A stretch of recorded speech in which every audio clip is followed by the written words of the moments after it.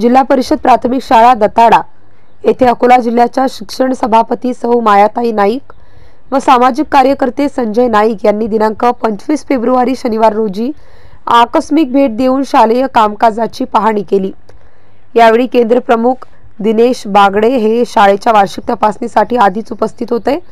सभापती मॅडम यांनी विद्यार्थ्यांशी हितगुज करत त्यांच्या समस्या जाणून घेतल्या, तर विद्यार्थ्यांचे इंग्रजी वाचन आणि शैक्षणिक प्रगती बघून कौतुकही केले।